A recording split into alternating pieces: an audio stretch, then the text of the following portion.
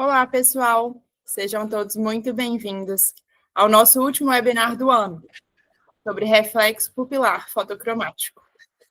Antes de começar, vou falar um pouco da Visu para vocês. Meu nome é Laura Paulucci, sou médica veterinária, especializada em oftalmologia e CEO da Visu. A Visu é uma empresa brasileira, criada pela Medifacus e totalmente focada em cirurgia de catarata veterinária. Nós unimos engenharia óptica avançada, formação especializada e conscientização estratégica de tutores, para restaurar visões de cães e gatos com segurança e excelência clínica. E não tem como falar de Visu sem falar da Medifacus, que é a nossa empresa mãe, que está há 53 anos no mercado da oftalmologia humana, exporta para os 5 continentes e, durante esse tempo, já produziu mais de 5 milhões de lentes intraoculares. É importante falar da Medifacus porque é na indústria da Medifacus onde nossas lentes intraoculares são produzidas. E essa indústria é certificada por certificações nacionais, como a ISO e a Anvisa, e por causa da Visu, também se tornou uma indústria certificada pelo MAPA. E assim como a Medifacus transformou a oftalmologia humana, a Visu nasceu para transformar, mas no nosso caso, a oftalmologia veterinária. Os nossos principais produtos estão focados na linha de catarata, então as lentes intraoculares Iovet para saco capsular e Iovet AC para a câmara anterior, nosso viscoelástico, o Viscovet, o Whitevet são os nossos bisturis e o Percortvet, o nosso simulador para treinamento de cirurgia de catarata. E, por fim, o Cromovet, que é o grande tema do nosso webinar de hoje, o nosso aparelho fotocromático. E eu tenho muito orgulho de contar para vocês que nós estamos em 19 países e, ao longo desses 3 anos, devolvemos a visão de mais de 7.500 olhos ao redor do mundo. De um produto de excelência, que são as nossas lentes intraoculares, nasceu o ecossistema na oftalmologia veterinária, que é construído pela Visu. Esse ecossistema é pautado em comunicação, capacitação e tecnologia, e tem como base 3 pilares que se retroalimentam e fortalecem toda a cadeia da oftalmologia veterinária. Para isso, nós trazemos tecnologia, inovação e segurança para a saúde do seu paciente com os produtos da Visu. No VisuCast, trouxemos um podcast para conectar oftalmologia veterinária, negócios, gestão, marketing e ciência. Se vocês não escutaram ainda, convido vocês a assistirem os 2 episódios que já lançamos e semana que vem vamos lançar um terceiro. O Visu Academy, que é o nosso compromisso prático com acesso ao conhecimento. E além do curso online, a gente vai trazer toda essa série educativa de webinários, como a gente está fazendo aqui hoje. E, por fim, o Oftalm para Pet, que é um canal que conscientiza tutores e os conecta a oftalmologistas veterinários. Afinal, quem percebe o problema é o tutor. Quem resolve o problema é o médico veterinário capacitado. E essas engrenagens só conseguem rodar quando a gente tem produtos que entregam segurança e eficiência para os procedimentos. Aqui estão os meus contatos. Se precisarem de qualquer coisa, tiverem qualquer dúvida, e se a Visu puder contribuir com sua formação, podem me enviar uma mensagem. E eu tenho muito orgulho de trazer hoje uma convidada tão especial, que é a doutora Fernanda Ligori, médica veterinária especializada em oftalmologia, para falar para a gente sobre o reflexo pupilar fotocromático na prática. Hoje, ela atua com o serviço volante de oftalmologia e eletroretinografia em São Paulo e na região, e dedica grande parte do seu tempo à educação, e por isso que ela está aqui hoje com a gente. E antes de chamar ela para dar início à aula, eu quero contar para vocês que no final dessa aula a gente vai fazer um quiz, e nesse quiz o vencedor vai ser premiado com o Cromovet da cor que escolher. Fer, seja muito bem-vinda e passo a palavra para você. Obrigada, Laura. Boa noite a todos. É um prazer, um orgulho estar aqui hoje. Agradeço desde já você, a Visu, pelo convite e pela confiança. Bom, a Laura já me apresentou, mas para quem não me conhece, meu nome é Fernanda Ligori, sou médica veterinária, atendo oftalmologia há bastante tempo, em São Paulo e na região. E para quem já me conhece, hoje eu sou a Fernanda de óculos, porque eu tive que me render a eles. Então, muito prazer a todos, e espero que hoje a gente bata um papo aí sobre o reflexo pupilar fotocromático, sobre o Cromovert, tiramos as dúvidas, e vamos lá, vamos começar. Vou compartilhar aqui a minha apresentação.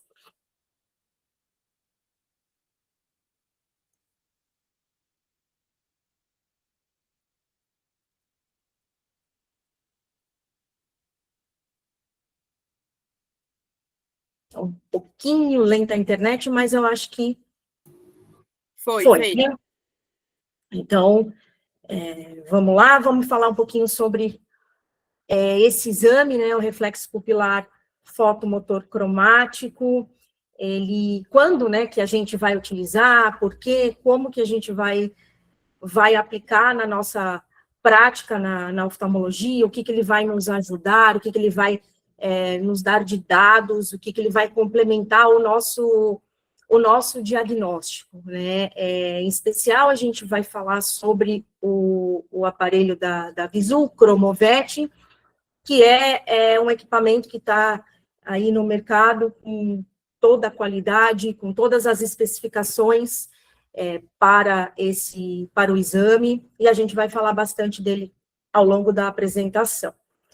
Então, o reflexo pupilar fotocromático, ele é um exame eficaz, ele consegue nos ajudar no auxílio diagnóstico de várias doenças. Ele é um exame rápido, ele não requer sedação, ele não requer nenhum tipo de preparo, então não precisa da sedação, então ele é seguro, e ele também é versátil, ele consegue abranger várias espécies, na verdade, né, a gente consegue fazer em cão, em gato, em equinos, então tem uma vasta aí aplicação. Né? Então, qual que é e o que faz, né? Qual é o objetivo do fotocromático? Ele vai avaliar a funcionalidade da retina. Ele é realizado através de um aparelho que possui duas colorações, e o que a gente vai avaliar é como a pupila se comporta quando a gente incide a luz no olho do paciente. Então, quando a gente incide a luz vermelha com um comprimento de onda específico, que são de 630 nanômetros, então, o equipamento, ele precisa ter essa intensidade, esse comprimento, né, de onda, para que possa, de fato, termos o reflexo correto, né? Então, a gente incide a luz vermelha, e aí a gente vai avaliar a constrição da pupila, como se comporta. E essa luz vermelha, os fotorreceptores da retina que são ativados, os cones, né, e os bastonetes que são ativados com essa luz vermelha. E a luz azul, que tem um comprimento de onda de 480 nanômetros, ele vai permitir avaliar a via da melanopsina, que é o fotopigmento encontrado nas células ganglionares da retina. Então, esse exame, esse teste que a gente realiza é para avaliar, basicamente, como que a pupila se comporta com essas duas intensidades e com essas duas colorações, né?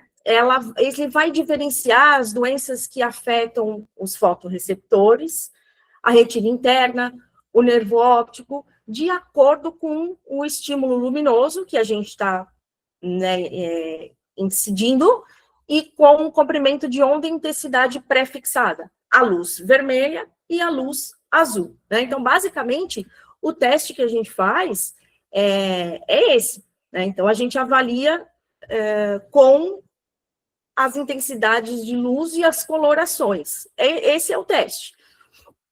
Então, a gente tem alguns aparelhos no mercado para que a gente faça esse exame, esse teste, e que são também, tem exatamente os nanômetros adequados, que são o Irisvet, o Melansen, que acho que é o primeiro no mercado, o BPI da Retinographics, e o nosso, e o nosso Cromovert, que, num primeiro momento, o primeiro design que ele teve foi esse aqui, o preto, né,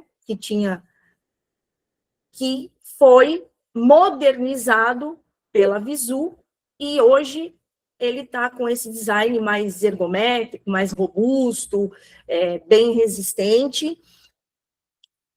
E esse aqui é o nosso aparelho. Ele vem com uma case para guardar, vem com um carregador, depois a Laura pode comentar melhor como que ele está sendo comercializado, né? Mas ele tem 3 colorações, uma branca, uma verde e a azul, tá? Então, basicamente, esse é o equipamento. Ele tem um botão de liga e desliga, que é esse preto. Não sei se ele está passando o vídeo, acho que está lento, né? Mas o botão vermelho. Para ver. E o azul, tá? E aí ele desliga.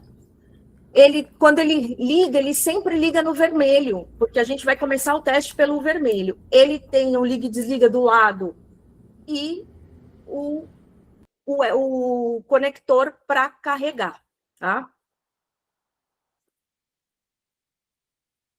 Então, o reflexo fotocromático, o primeiro reflexo, o primário, é a resposta mediada pelos fotorreceptores. Os fotorreceptores, eles possuem fotopigmentos, que são as opsinas e as rodopsinas, e elas são ativadas na luz vermelha. E tem um componente secundário, que é a resposta mediada pela via da melanopsina, que é o fotopigmento encontrado nas células ganglionares da retina. Então, quando a gente faz esse teste, o que a gente espera encontrar num animal que está tudo bem com a retina, é o vermelho positivo, ou seja, as pupilas contraindo normalmente, e o azul positivo também. Antes da gente continuar falando e mostrando as diferenças, enfim, a fisiopatogenia, eu vou falar um pouquinho da anatomia e fisiologia da retina.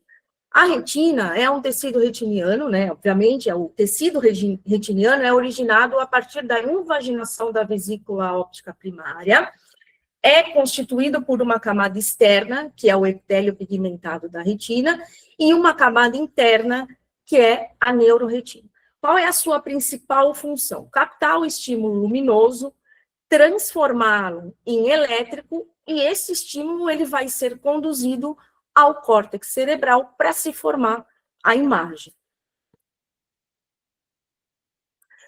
A retina, ela possui 10 camadas. O epitélio pigmentado da retina, a camada de fotorreceptores, aonde estão os cones e os bastonetes, e aonde a luz vermelha, né, ela age ali, a membrana limitante externa, a camada nuclear externa, a camada plexiforme externa, nuclear interna, plexiforme interna, a camada de células ganglionares, onde a gente vai ativar a luz azul, e a camada de fibras do nervo óptico e a membrana limitante interna. Então, os cones então, assim, a gente tem algumas células na retina, né? Os cones e os bastonetes, eles transmitem o sinal visual das células bipolares para as células ganglionares. Aí nós temos as células amácrinas e as células horizontais que contribuem para esse processamento do sinal, e as células de Miller que fazem o suporte estrutural. Então, os cones e os bastonetes, eles transmitem o sinal visual das células bipolares para as células ganglionares. Eu não sei se vocês conseguem visualizar a minha setinha, mas as células amácrinas e as células horizontais contribuem para esse processamento de sinal, e as células de Miller, elas fazem a sustentação, o suporte estrutural. Bom, os cones e os bastonetes, eles possuem os cones, um segmento externo, contém compostos químicos sensíveis à luz, E o segmento externo do bastonete também contém compostos químicos sensíveis à luz. Então, quando os fotorreceptores, eles fazem a fototransdução, que é o início, né, a fototransdução é o início do processamento visual. Então, mais uma vez, eles possuem fotopigmentos divididos em duas partes, né, o cromóforo, que é a vitamina A, que fazem produção de energia química em sinal neural, processamento da sensação do movimento, e as opsinas, que determinam o comprimento de onda que será absorvido. Então, nós temos os cones, que são ativados em altas quantidades de luz, promovendo alta resolução visual, são responsáveis pela visão fotópica, a visão do claro, e o processamento de cores. E os bastonetes, que são sensíveis a baixos níveis de luz e pequenas variações de luminosidade, são responsáveis pela nossa visão do escuro, pela visão deles do escuro, dos nossos pacientes. Então, como é que funciona esse processo de visão, né? A luz, ela é nos cones e nos bastonetes, e aí os fotopigmentos desses cones e bastonetes produzem a energia química, e essa energia química é convertida em elétrica, é o que a gente chama de fototransdução. E aí, quando essa energia química é convertida em elétrica, ela vai ser processada pela retina e vai ser transmitida para o nervo óptico, quiasma, trato óptico, corpo geniculado lateral, as irradiações ópticas e o córtex visual, para a gente, então, ter, de fato, a formação da imagem. Então, a gente tem aí, né, novamente, a luz incidindo nos cones e nos bastonetes, nos fotorreceptores. Aí ocorre uma cascata bioquímica, então os fotopigmentos visuais absorvem a luz, aí a gente tem uma hiperpolarização do fotorreceptor, o sinal é enviado para todas as outras partes da retina, e aí vai para o córtex visual, para o cérebro, para formar a imagem. E aí, para a gente falar de reflexo pupilar fotocromático, eu tenho que falar um pouquinho como funciona o reflexo pupilar fotomotor.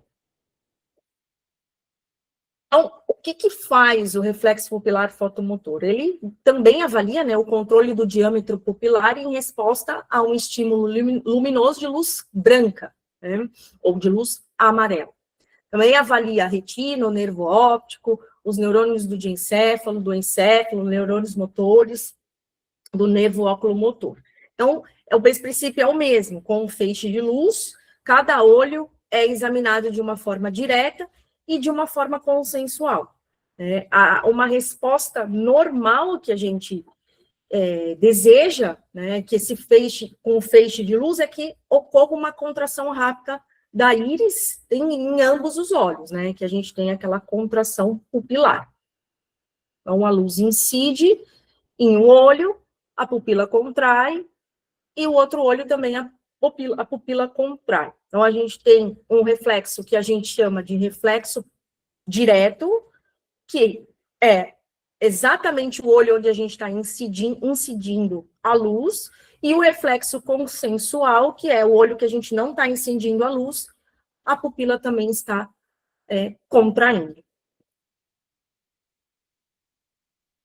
Esse reflexo, o nervo óptico é que capta a luz que chega à retina, enviando a mensagem ao mesencéfalo. Né? Então, a via aferente, não, perdão, após isso, a via aferente do reflexo é o nervo óptico. E a via eferente é o nervo oculomotor, que vai emitir o estímulo para o músculo construtor da pupila, para que ele controle a entrada de luz e para que a pupila entre em miose.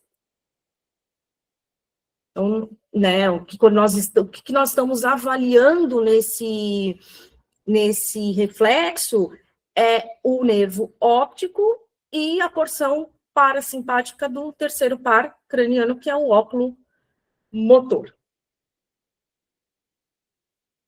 Então, os nervos envolvidos nesse reflexo é o óptico conduzindo os impulsos visuais até o córtex visual e o óculo motor através das fibras parasimpáticas que inervam o músculo esfíncter da íris, da pupila, trazendo miose. Então, nós temos aí a luz incidindo nas células fotossensíveis dos bastonetes, os cones e os bastonetes, e aí a via aferente vai, ou via óptica, retina, então chega no nervo óptico, quiasma, trato óptico, corpo geniculado lateral, radiações ópticas e o córtex visual. Então, novamente, para ficar bem claro, o reflexo pupilar, a via eferente, né, do nervo óculomotor, as fibras parasimpáticas emitem um estímulo para correr a construção pupilar, tá? A partir do núcleo pré-tectal, para controlar a entrada de luz, resultando na miose. Então, nós temos aí o reflexo direto, então a pupila ocorrendo a construção pupilar.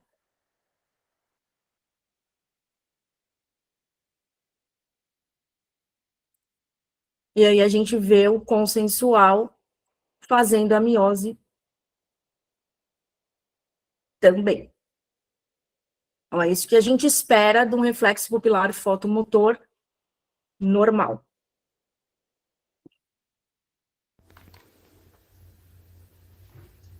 Deixa eu só parar aqui, né? Como que a gente faz, como que a gente realiza, então, vamos falar agora do reflexo pupilar fotocromático propriamente dito. Então, esse exame, ele é realizado após uma adaptação do paciente num ambiente escuro, né, de 20 a 30 segundos, e aí, inicialmente, a gente coloca a luz vermelha, incide a luz vermelha no olho, num olho, e depois no outro olho, e avalia essa construção pupilar. Depois, o mesmo procedimento é realizado, só que com a luz azul. Como que eu costumo fazer? Eu incido, né, vou fazer o reflexo pupilar fotocromático. Eu apago a luz do ambiente, da sala de consulta, espero uns 20, 30 segundos ali, e aí eu incido a luz no olho, em um olho, a vermelha, sempre começando com a vermelha, depois o outro olho, e aí eu apago o aparelho, espero um pouquinho também, 10, 20 segundos, para incidir a luz azul. Então, deixa eu só voltar aqui para começar de novo o vídeo.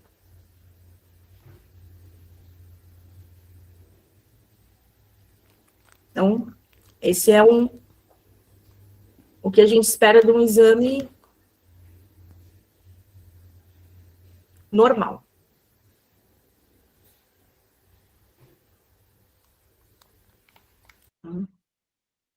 Vou passar mais uma vez.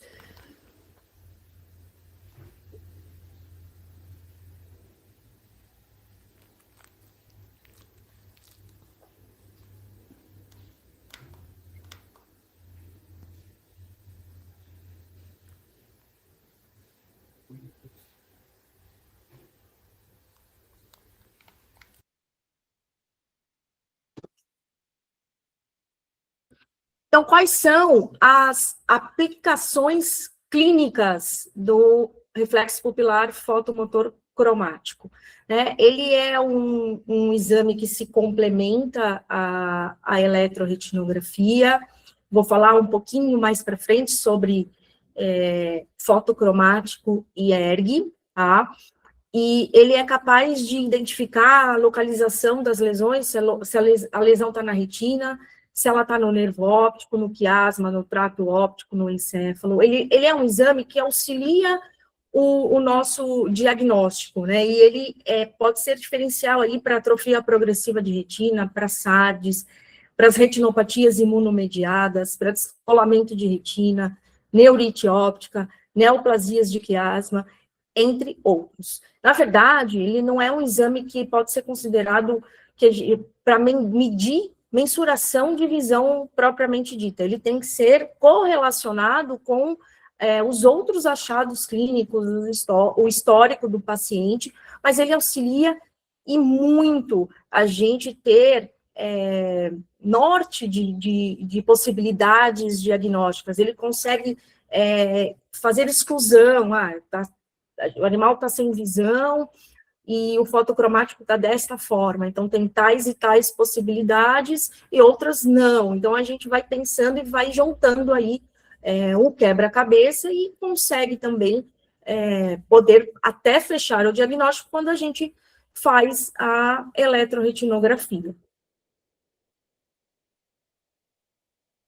Bom, a maioria dos casos em que eu faço o fotocromático, a minha rotina é para pré-operatório de catarata. Então, um animal que ele tem catarata, então aqui eu vou fazer um parênteses, eu faço o serviço volante de eletroretinografia para muitos colegas, tanto em São Paulo, interior, na região, e muitas vezes eu não avalio, muitas vezes não, né? Eu não avalio o paciente, ele não passou pela minha avaliação oftalmológica.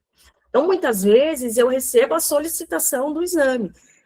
Alguns colegas me mandam mensagem: olha, te encaminhei um paciente, ele vai fazer ERG, e tá assim, assim, assado, o caso é esse, tem ofuscamento, ameaça, já não ameaça, eu fiz o fotocromático, ele tá normal, ou diminuído, ou normal no azul, ausente no vermelho, enfim, é difícil eu receber essa solicitação com riqueza de detalhes, né? Então, o que eu tenho feito atualmente para me ajudar a entender também o que eu avalio nos gráficos da eletroretinografia é o exame do fotocromático.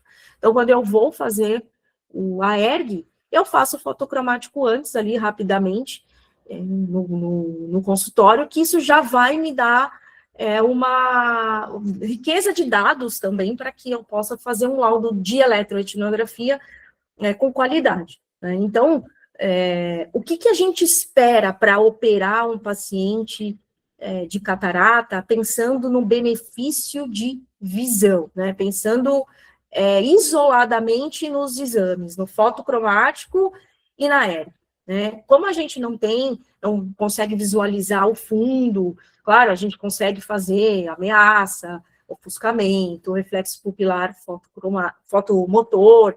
Sim, a gente consegue, né? Então, isso também nos dá dados, mas o que a gente imagina encontrar para poder sentar com o nosso tutor, enfim, falar, olha, do ponto de vista de retorno de visão, tá tudo bem?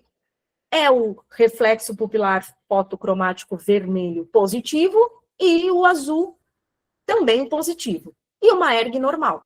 Né? Esse é o que a gente quer encontrar para poder encaminhar e operar, né, ou para a gente mesmo fazer o procedimento de cirurgia de catarata. Então, paciente com catarata, esse paciente era diabético, reflexo pupilar normal,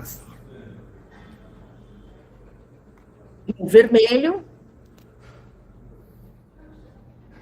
e normal no azul.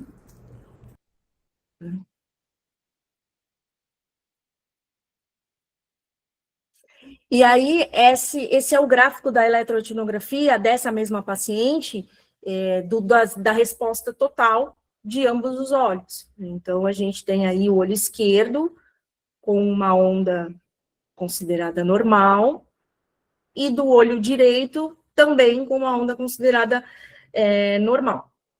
Tá?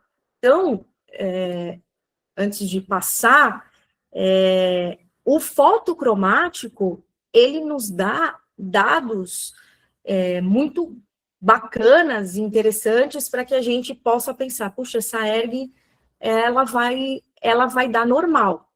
Mas eu já me surpreendi com o reflexo pupilar fotocromático normal e com a ERG flat. E aí eu fiquei pensando por quê, né, se tinha alguma alteração no meu exame, enfim, mas não, era flat mesmo. Já conversei com outros colegas que também passaram por isso, e a gente acredita que possa ter, assim, os fotopigmentos, né, as opsinas, rodopsinas, a melanopsina, ainda funcionando, mas não o suficiente para poder transformar em estímulo elétrico. Então, assim, é interessante a gente pensar nisso para, de repente, não ter uma surpresa de não realizar a ERG e cair nessa história do paciente não voltar a enxergar. É claro que a gente tem situações e situações, a gente tem cidades, locais, em que a ERG não é tão frequente, que a gente não tem acesso, a gente tem animais que não podem passar por tanto processo de sedação, porque na minha rotina, as ERGs, os pacientes são sedados, né? Então, a gente tem que levar tudo isso em consideração, mas também a gente tem que entender que pode acontecer do paciente não voltar a enxergar. Então, a eletroetinografia, ela acaba sendo um exame documental, né? Então, a gente pode ter flatline, conversar muito bem conversado com o tutor, e ele fala, não, vamos operar, e se voltar a enxergar, já aconteceu, e já ouvi histórias do tutor falar, se o meu animalzinho voltar a enxergar por um dia, eu estou feliz. Então, tudo isso é muito conversado, né?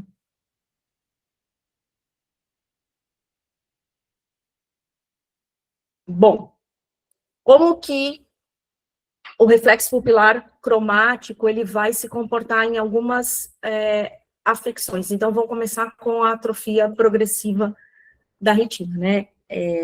A atrofia progressiva da retina, inicialmente, os bastonetes é que se afetam e o animalzinho perde a visão noturna. Então, ele vai perdendo a visão progressivamente, como diz o nome da doença, né? Atrofia progressiva da retina.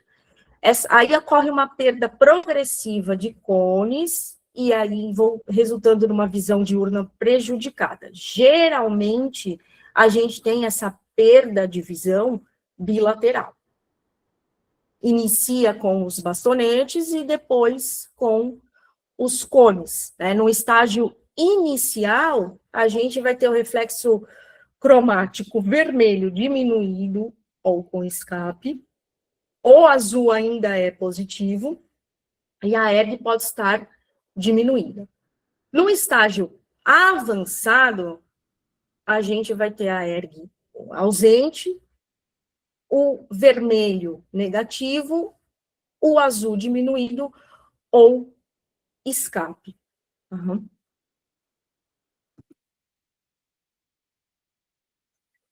Na cegueira súbita adquirida, a SARDS é, né, cegueira súbita adquirida, principalmente em cães fêmeas obesas, associado às endocrinopatias, como o hiperadrenocorticismo, hipotiroidismo e a hiperlipidemia.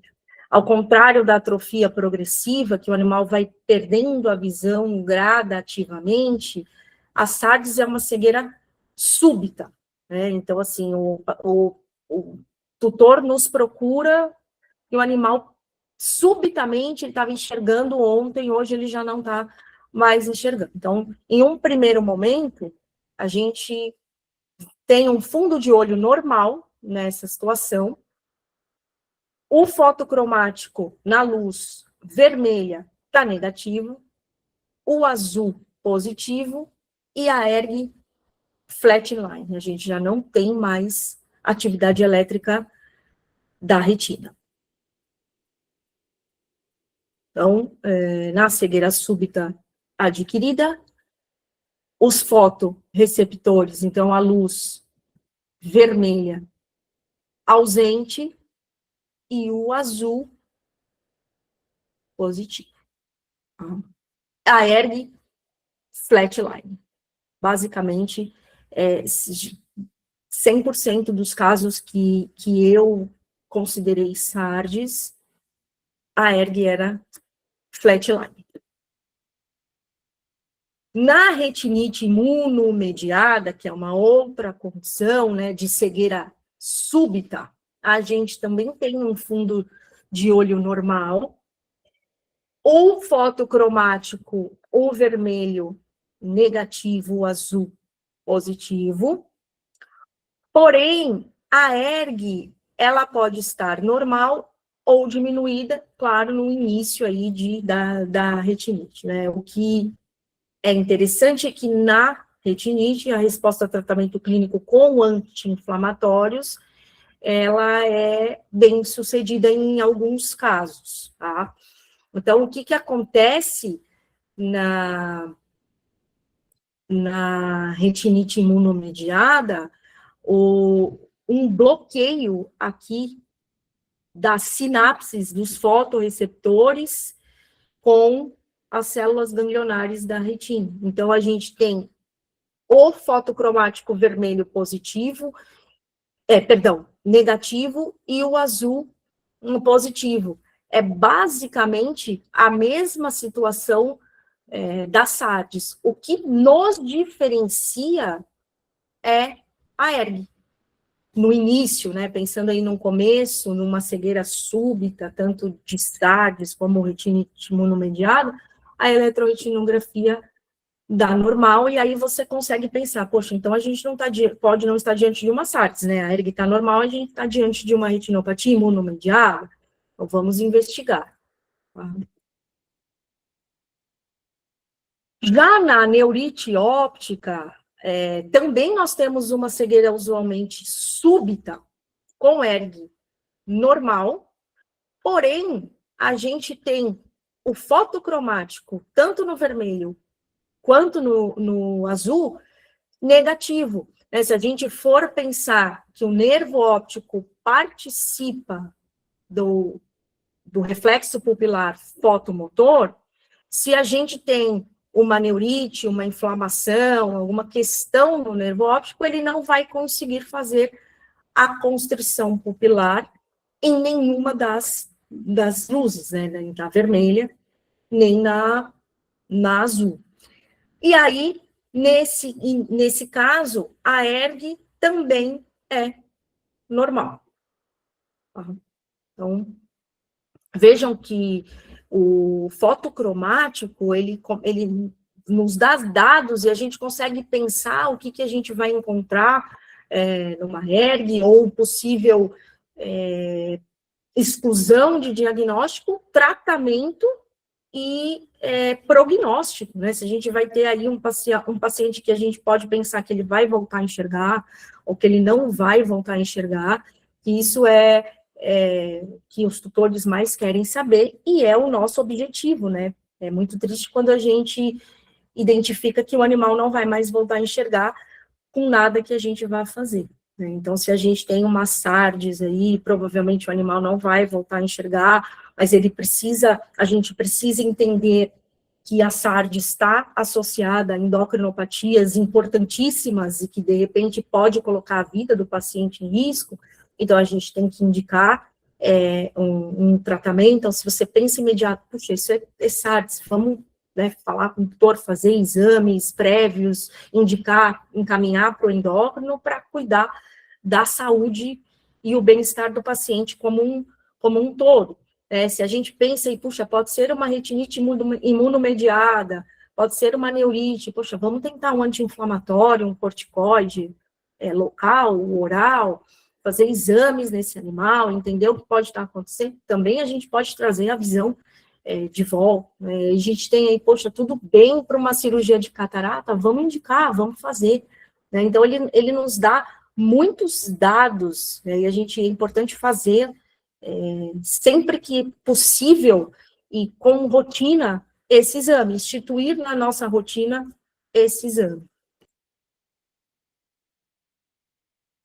E aí, o Cromovet, o aparelho da Visu, ele vem com uma tabelinha que é uma cola, né? Uma colinha bem interessante para que a gente possa fazer esses diagnósticos de exclusão, né? Então, a gente consegue ter aí, por exemplo, aqui, né? Eles mostram as SARDs, o que você vai encontrar? Uma ameaça ausente, visão, já, né? Na verdade, a visão é cegueira súbita, o ofuscamento ainda presente, e como que está o reflexo pupilar cromático?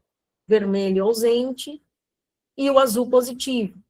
Como que está na retinite imunomediada, da degeneração, na corioretinite. Então, é bem interessante essa tabelinha, que a gente pode dar aquela consultada, se deixar num lugar estratégico ali no nosso consultório, ou depois, né, vamos pensar em exclusões de diagnósticos, dá para dar uma consultada, né, e nos facilita muito a vida. Claro que a gente tem que pensar, tem que raciocinar, né, juntar os dados para poder chegar num diagnóstico preciso, mas essa tabelinha do Cromovet é bem interessante e ela facilita e quebra bastante galho aí para a gente. Bom, quais são as principais limitações que eu entendo do Cromovet? Então, se a gente tem uma atrofia de íris grave, obviamente a pupila não vai contrair. Se a gente tem uma uveíte grave, com espasmo do músculo constrictor, também não vai contrair. O glaucoma acontece a mesma coisa, né? A oftalmoplegia do óculo motor, a paralisia, não vai fazer com que a gente tenha, né, a resposta. Se o animal já passou por uso de medicações mióticas ou midriáticas, nós não vamos ter um exame de qualidade. Uma anestesia geral ou uma sedação profunda também não vai fazer com que a gente consiga ter o reflexo correto, né? Então, uma coisa que eu gosto de fazer, e quando eu vou às clínicas, por exemplo, para fazer eletroretinografia, principalmente, que é um paciente que já chega na clínica, já vai conversar com o anestesista, enfim, é sempre falar para o anestesista, não pinga nada, né? Não, porque às vezes o colega já conhece o exame e já vai adiantar e vai fazer o colírio midriático para o exame de eletroretinografia. Aí eu perco o timing de fazer o reflexo pupilar fotomotor, né? Então, o cromático, principalmente, né? Então, eu peço para que isso não seja feito e aí eu consigo realizar. Então, tem algumas pequenas limitações, né? E também o paciente que ele tem um déficit cognitivo, enfim, acaba sendo um pouquinho mais difícil da gente conseguir realizar o exame. Eu tenho uma... Deixa eu só parar aqui antes de passar. Eu acho que...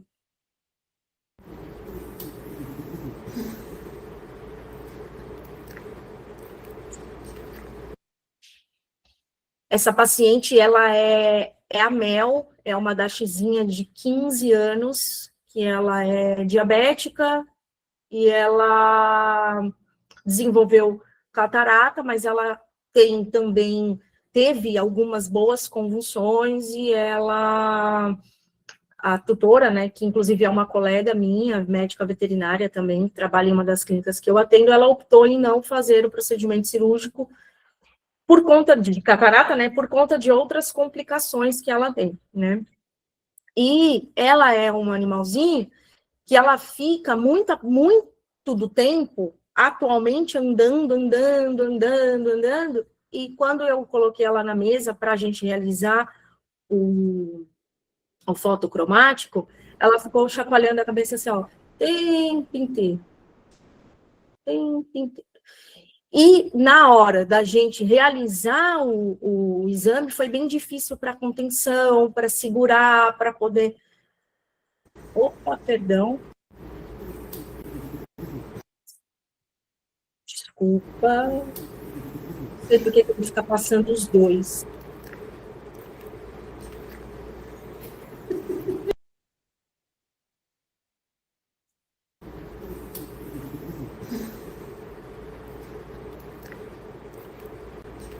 Ela bocejou, ela fez tudo, mas ela não contribuiu muito com o...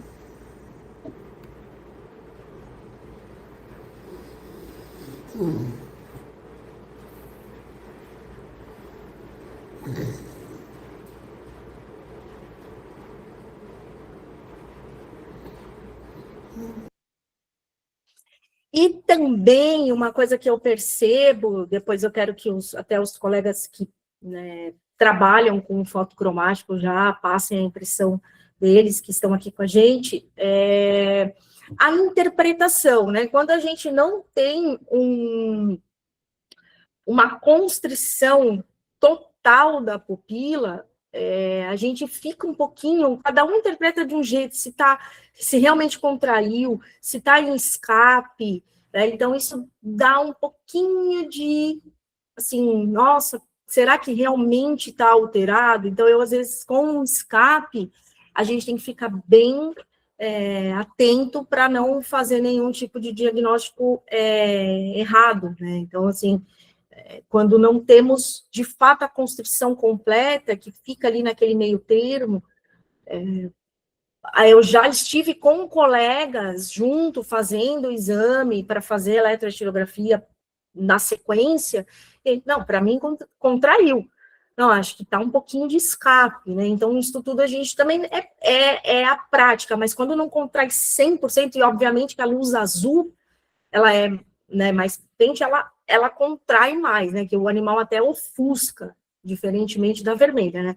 Então, isso tudo a gente tem que tomar bastante cuidado, mas, de uma forma geral, é um exame muito colaborativo, e assim, nos dá muitos dados, está sendo muito utilizado, né, na nossa rotina, na nossa oftalmologia, e eu acho que ele é de grande valia, e a gente tem que cada vez mais instituir e trazer outros dados e pesquisas aí para colaborar nos nossos diagnósticos.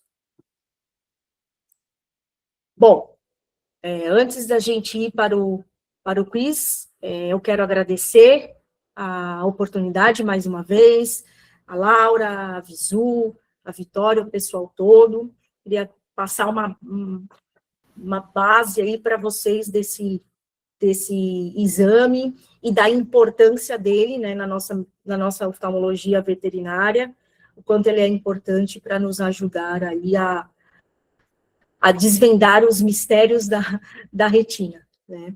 Então, a gente vai, antes de responder as perguntas, se tiver algumas perguntas aí no chat, eu passo a palavra à Laura para a melhor parte da noite, que é o nosso quiz.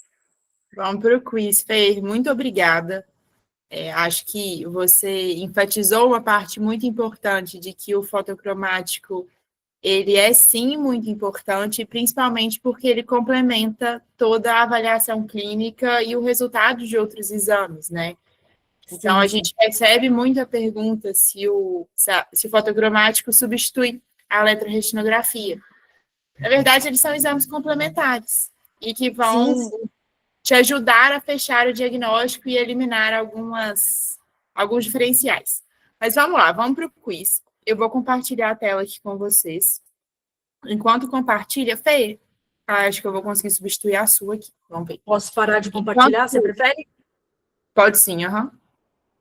Enquanto está compartilhando, pessoal, a gente vai manter o mesmo desconto que a gente fez para Black Friday, de 20% no Cromovet. A Vitória, daqui a pouquinho, vai disparar para todos os inscritos até sexta-feira. Então, até sexta-feira, o nosso Cromovet vai estar com 20% de desconto.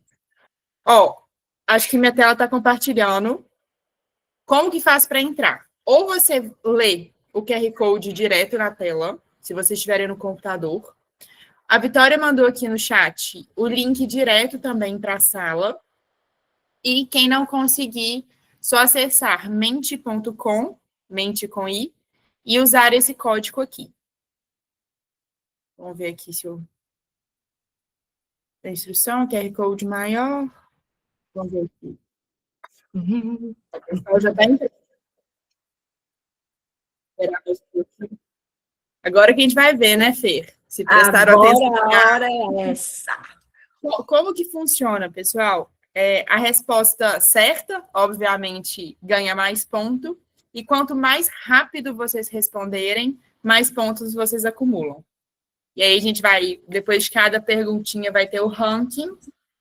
E ganha no final quem responder todas certas em um menor tempo. De novo, quem ganhar, ganha o Cromovete.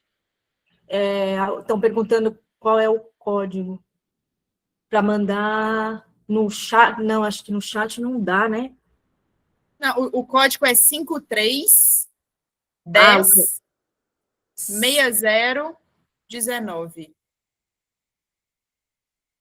Isso, a Vitória mandou aí no chat. Vamos ver aqui quantas pessoas já estão online. Vamos esperar, né? 50, o pessoal deve estar com 40.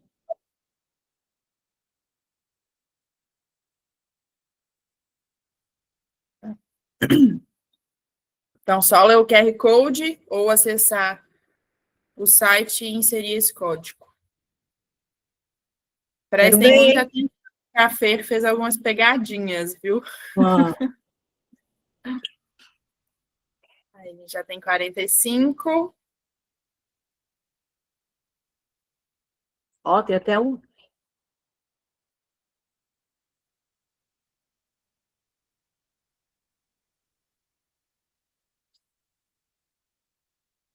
Tem alguém que está tentando aí e não conseguiu ainda ou a gente já pode começar?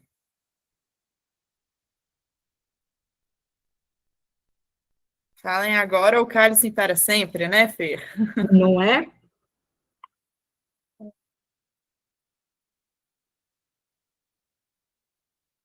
Aqui, ok. O Alisson disse que não conseguiu. Guilherme também não.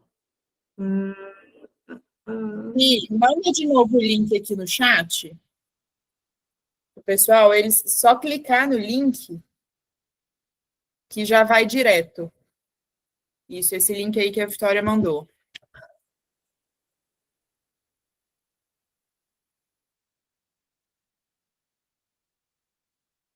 Ou da Bruna mandou aqui o site direto e inseriu o código. 5310 6019.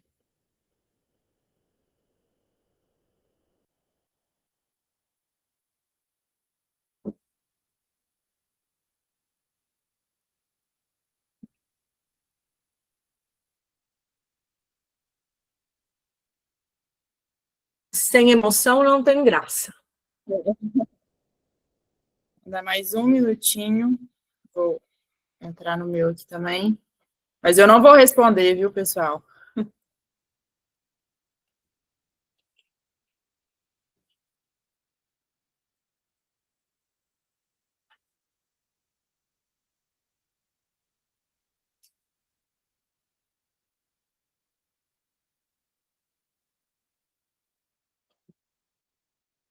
Vamos começar.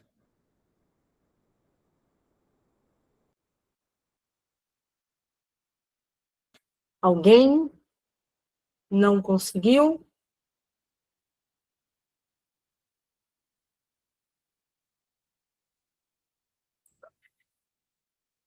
Vou estar. Bora?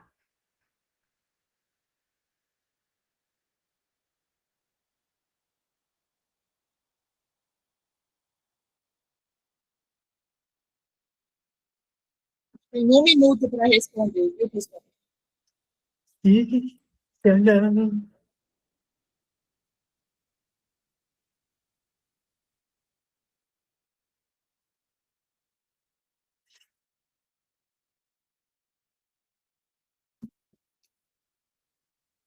Mas tá fácil. Eu nem peguei pesado.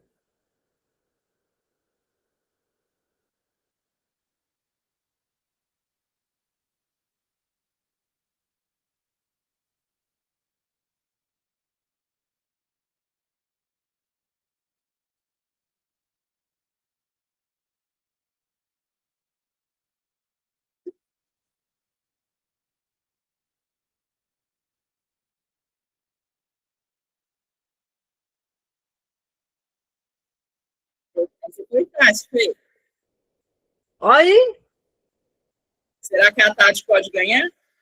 Ih, vou pensar. Sei não, hein?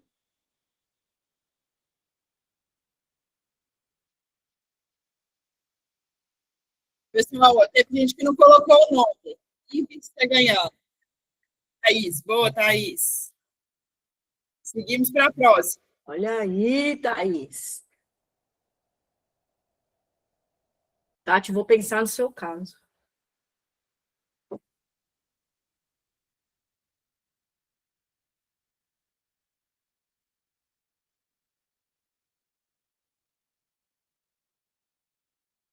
Quem é bom de tudo.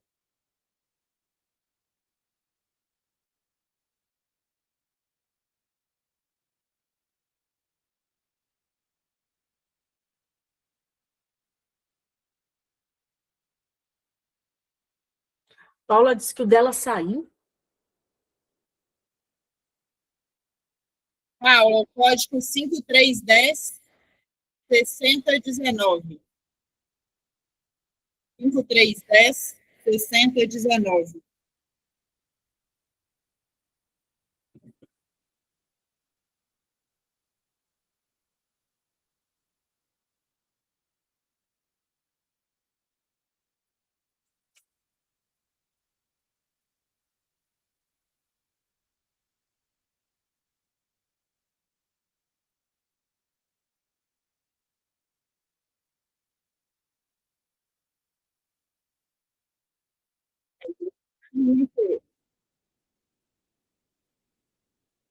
Tcharam! Alguém passou ali? Segue na liderança. Quem?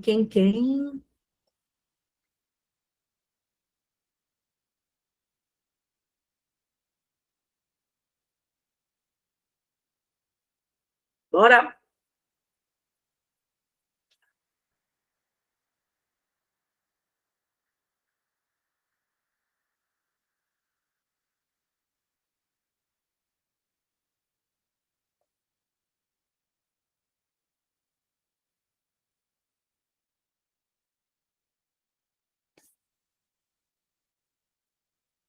Bruna, normalmente aparece a colocação que você está. Vai aparecer para você.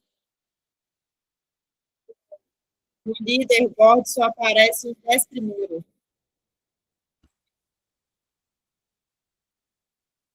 O teste todo mundo já respondeu. Ó, rapidinho, hein?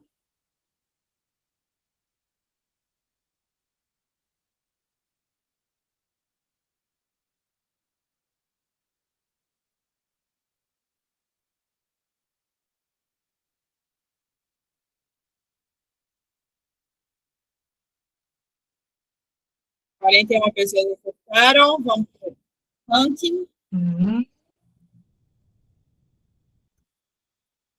Ó, Marina assumiu a liderança. Ó, Jeane está na liderança. Ó, Aqui só aparecem os 10 primeiros, viu, pessoal?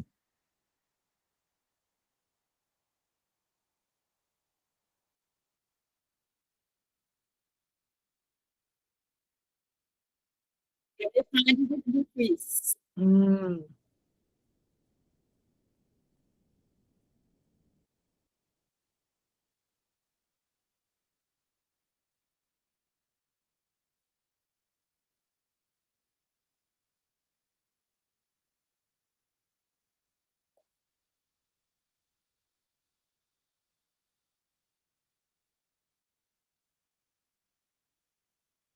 Tem uma pergunta que a gente recebeu no chat, viu, Fê?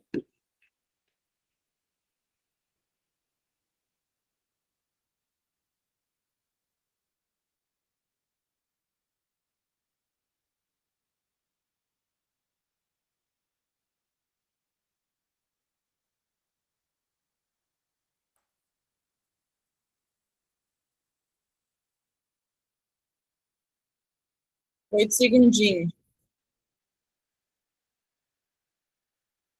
Tcharam. Rafael, devia separar por faixa de idade.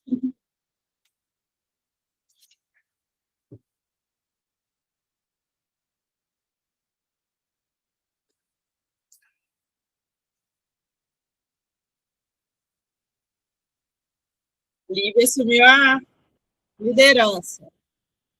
Mas olha como vai mudando, né? Seguimos para a quinta pergunta.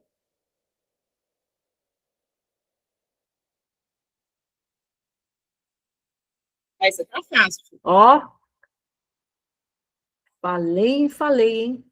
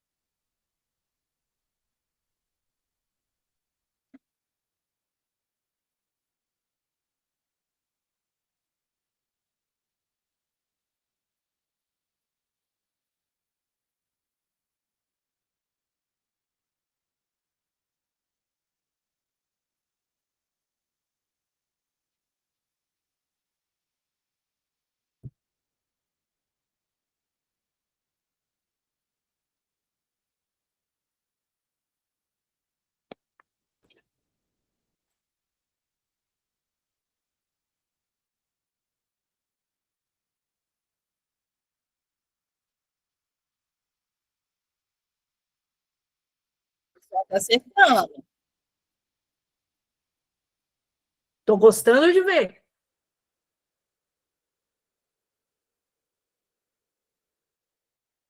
Isabela passou agora. Passou.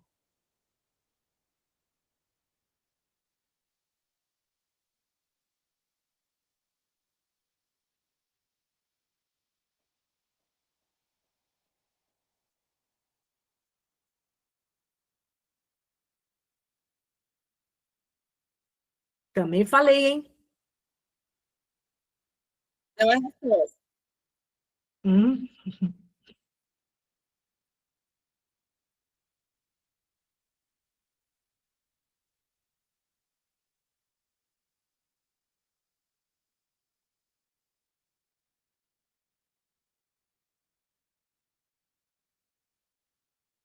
Agora eu acho que a sétima pergunta e a oitava que vão empatar. com certeza.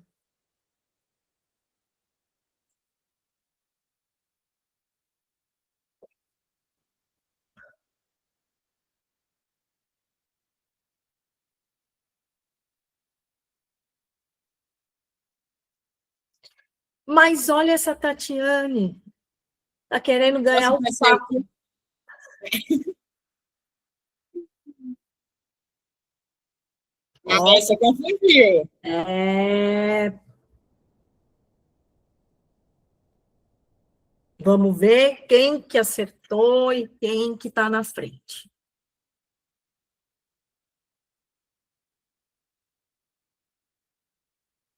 Isabela mantém a liderança.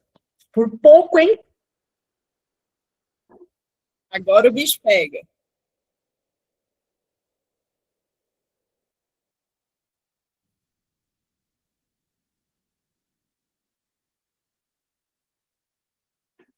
Ó, falei também disso, hein?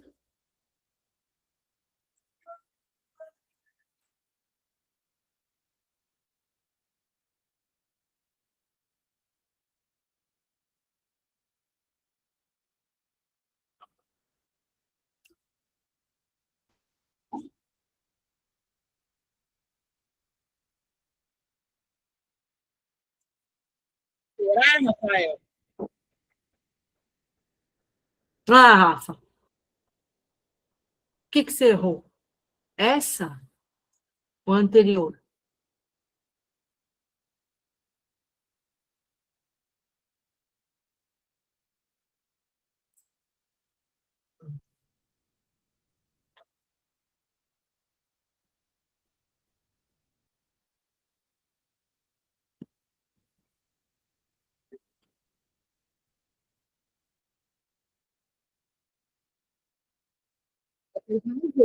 Ó,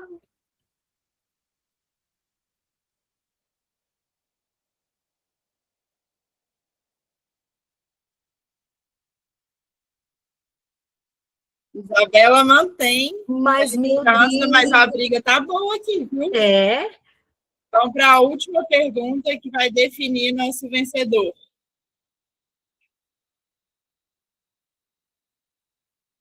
Tchanã.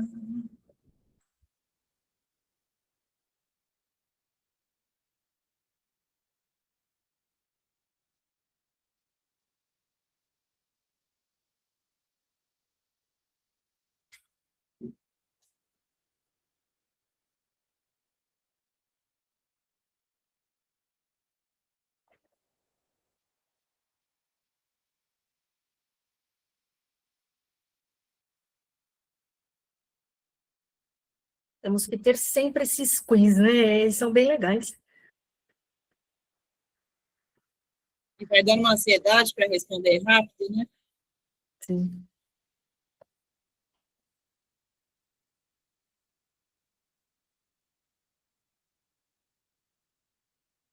Exato. A gente tiver ansiedade, já quer marcar a letra A de cara.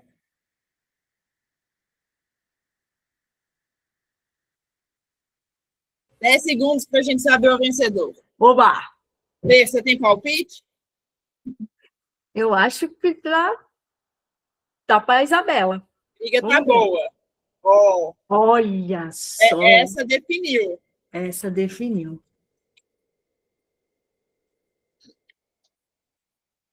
Tchan! Olha!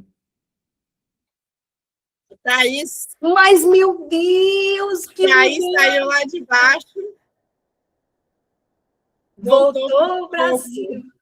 Parabéns, Thaís. Thaís Diniz. Olha, arrasou.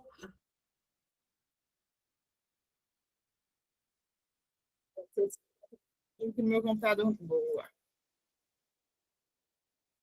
Thaís, parabéns. A Vitória vai entrar em contato com você para você escolher sua cor favorita do Cromovem. Vai poder até escolher a cor, hein? Isso aí. Legal. Pessoal, aproveitando o quiz, se vocês erraram em alguma e ficaram com muita dúvida, aproveita e manda as perguntas aqui para a Fer no chat. Fiquem super à vontade. Eu vou ler umas que a gente recebeu mais cedo, Fer.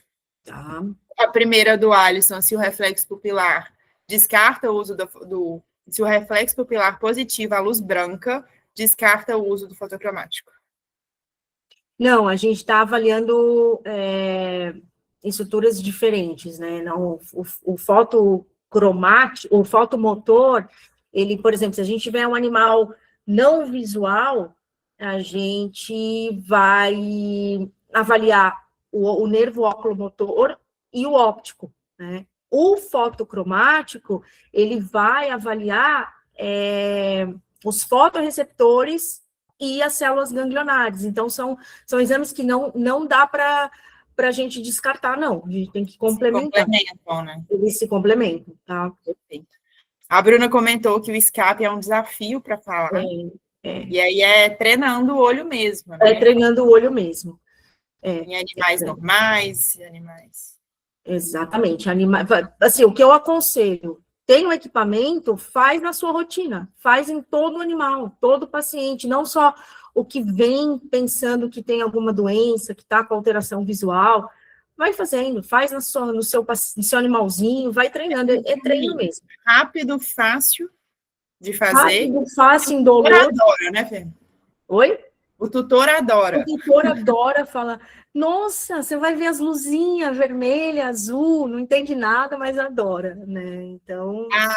A Tati perguntou se você acha que dá muita diferença de fazer o azul primeiro e o vermelho depois, ou vice-versa. Na verdade, Tati, o ideal, o início mesmo é que a gente faça com o vermelho. Eu não tenho essa experiência de fazer ao contrário, assim, para testar, mas é porque aí a gente chega lá nos fotorreceptores, acionando só eles, né, a luz vermelha, e depois a gente aciona todos com a luz azul, né? Então, eu acho que o ideal mesmo é fazer com a vermelha. Não sei se alguém tem experiência em tudo que eu li, todos os trabalhos, eles falam para o início com a luz vermelha. Uma pergunta que sempre me fazem é o porquê que os aparelhos, os equipamentos, têm duas intensidades de luz, né, vermelha e duas intensidades de luz azul. Na verdade, assim, o que eu busquei, o que eu li, é que, por exemplo, quando você vai fazer o exame, adaptou no escuro, você pode deixar a luz de menor intensidade já ligada da vermelha, para que vai ambientalizar, mas a intensidade correta, que tem os 630 nanômetros da luz vermelha, é a maior, a mais forte. E a luz azul é a mesma coisa, mas, na verdade, a luz azul, até o folder do Cromovec da Visu, ele fala disso, e é o único que eu vi falar. Você pode utilizar para fazer outros testes, né? Você pode fazer o breakup, né? O boot do Schirmer com ele, você pode fazer a fluoresceína com ele, né? Então, um teste de fluoresceína, depois você joga a luz azul para ver se corou, se não corou, né? Com a intensidade baixa do azul. E a intensidade alta para avaliar, de fato, as células ganglionares. Perfeito. Fê, só aproveitando que você comentou da intensidade. Quando você usa a baixa, você faz vermelho baixo, azul baixo, ou você faz no mesmo olho as duas? Primeiro você usa as duas em baixa intensidade para depois usar a alta intensidade? Não, eu faço só na mais alta. Tá. Na mais alta. Na alta do vermelho, aí eu passo para o outro olho, na alta do azul e passo para o outro olho. E eu faço assim, eu comecei por, né, toque, né? Eu sou canhota, né? Então eu começo com o olho direito na vermelha e depois eu vou para o azul, né? Desculpa, e depois eu vou para o esquerdo, com a vermelha. Aí eu desligo, aí eu vou para o azul do direito e o azul do esquerdo, né? Então, talvez os meus colegas destros comecem ao contrário, mas isso também um pouco importa, né? E também não tenho nenhuma diferença, aproveitando para falar, desconfia que esse olho é cego, o outro não. Começa por qual olho? Isso independe na minha visão. Perfeito. O Rafael está perguntando quais as situações podemos ter positivo direto em ambas as luzes e flat na ERG. Ele está perguntando porque ele sempre pede ERG no pré de catarata, mas mais para documentação do que por preocupação com a retina. Quais as situações podemos ter positivo direto? Contração nas duas luzes e flat na ERG. Contração nas duas luzes.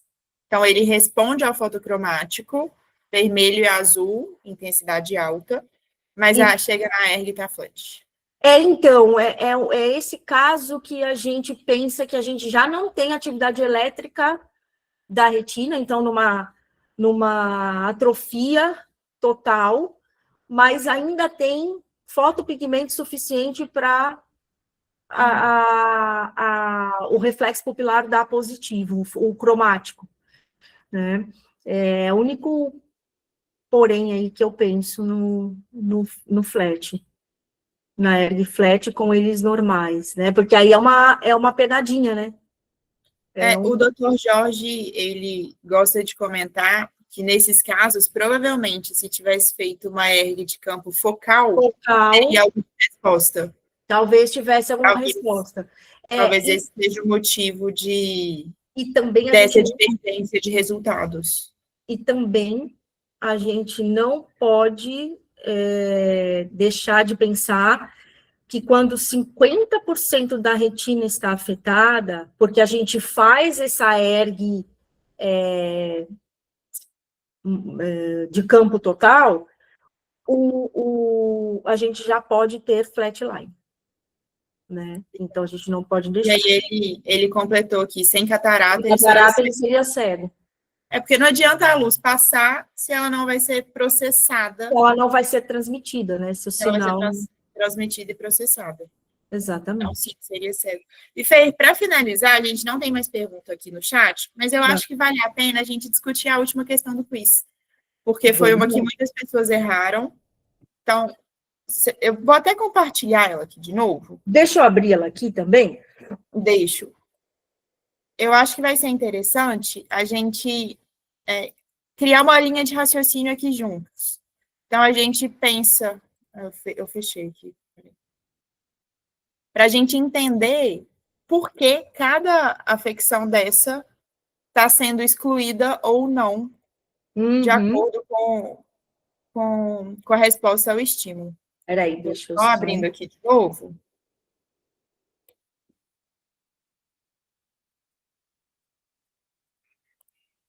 Pronto.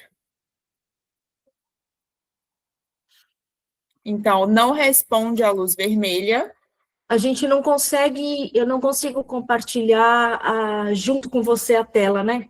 Acho que não. Não sei, tenta aí. É que eu queria também colocar a tabelinha nossa, que vai ser legal deles acompanharem, mas eu não sei se eu vou conseguir. Peraí. Tchan, tchan.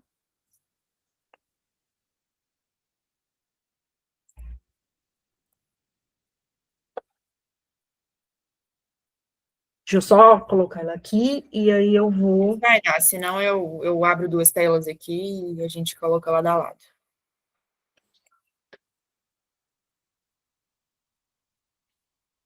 Peraí, que eu tô voltando.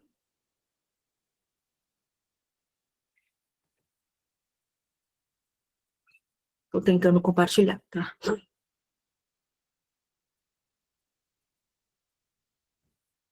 Foi? Foi.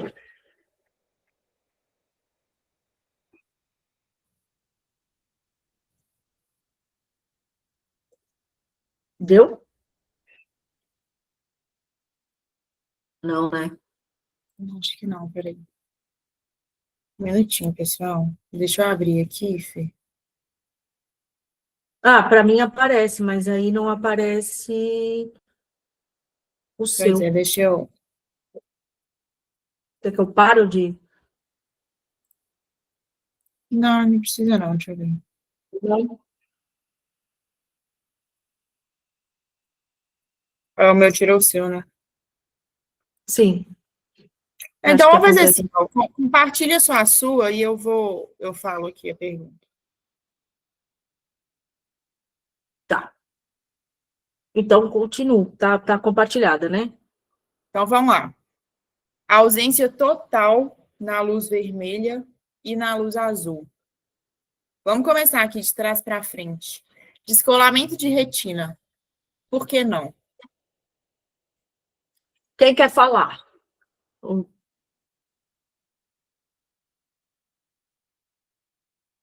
Alguém se arrisca? Alguém se arrisca? No descolamento de retina, geralmente, a gente tem só o vermelho em escape ou ausente. Inclusive, quando a gente tem o descolamento parcial da retina, dependendo de como você incide a luz no vermelha e azul no animal, né, da altura, você consegue ainda ter o reflexo, porque só ela está descolada parcialmente, né? Então, por isso que a gente não tem, a gente consegue ainda ter um pouco do estímulo.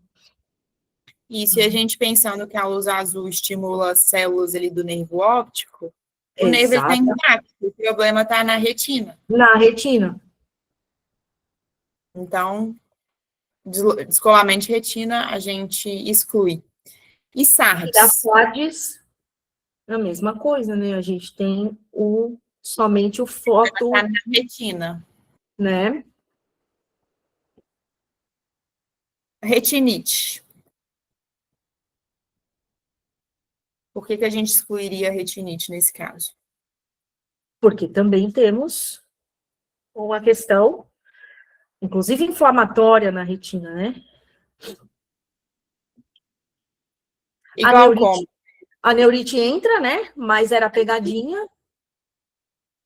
O glaucoma, se a gente for pensar qual que é a síndrome do glaucoma, ele também entra. Só que ele não está junto de todas as outras, né? Perfeito.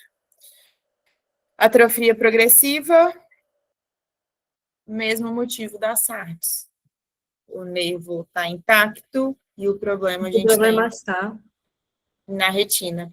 E aí vamos para a anterior, que também tem um raciocínio parecido com essa. Então, o paciente com SARS em fase inicial, como provavelmente esse fotocromático vai se apresentar? Acabamos de falar, né?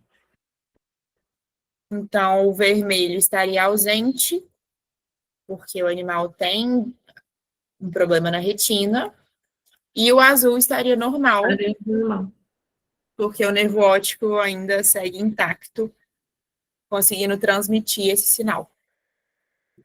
E a Cris perguntou, Fê, se só se diferencia retinite de SARS com a ERG. Para a gente fechar o diagnóstico é com a ERG. E o Alisson está perguntando se a gente vai disponibilizar a tabela. Na verdade, não, Alisson. Essa tabela acompanha o nosso fotocromático. E o Dr. Jorge comentou, aqui para a gente finalizar, que o pioneiro da ERG no Brasil hoje se satisfaz apenas com fotocromático no pré-operatório de catarata. Eu chego lá. Do jeito que está a rotina, já chega. Não é, doutor? Eu chego lá. Pessoal, então é isso. Gostaria de agradecer mais uma vez a presença da nossa convidada, a doutora Fernanda. Foi uma incrível, super didática. Você conseguiu deixar fácil a interpretação e o entendimento. Na verdade, quando a gente decora, né, fica muito mais difícil. Quando a gente entende o que cada luz estimula, como que cada sinal reage, a gente fica mais fácil. Sim, né? sim. Então, queria agradecer. É um tema muito difícil, né? Toda vez que eu vou estudar, eu falo, meu Deus, mas por que eu fui me meter na retina, né? Eu podia ter feito qualquer coisa. E transmitir um pouco do conhecimento de forma leve, eu acho que é melhor do que a gente ficar maçante ali e tudo, para tentar ter um pouquinho mais de entendimento, né? Então, obrigada, professora Silvia. É um orgulho receber o elogio da senhora. E, pessoal, obrigada por estar aqui até agora, ter participado com a gente do nosso último webinar do ano, fechando com chave de ouro. Ano que vem, a gente tem muitos projetos da Visual Academy que englobam também vários webinars, várias aulas desse tipo. O nosso intuito é, de fato, levar a educação e a informação de uma maneira acessível para os nossos colegas oftalmologistas. Muito obrigada, Fer, mais uma vez, muito obrigada. Eu que agradeço a oportunidade, mais uma vez pelo convite, e sucesso para toda a Visual Academy, que seja, assim, eu tenho certeza que vai contribuir aí para o aprendizado de muitos colegas, e vai ser sensacional. Obrigada, esse é nosso objetivo. E quem sabe o nosso próximo webinar não pode ser sobre eletroretinografia. Não é? Pessoal, obrigada. Boa noite. Boa noite, pessoal.